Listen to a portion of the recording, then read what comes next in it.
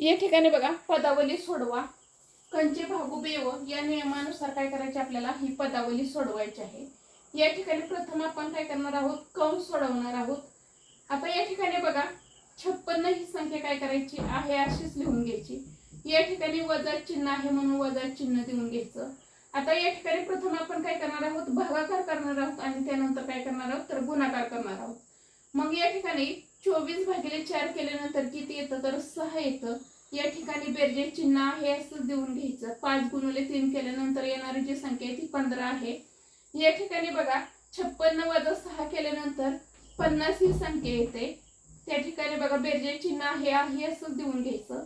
या ठिकाणी 15 50 + 15 केल्यानंतर येणारी जी संख्या आहे ती किती आहे तर 65 आहे। म्हणजेच प्रश्नचिन्हाच्या जागी कोणती संख्या येईल तर 65 ही संख्या येईल।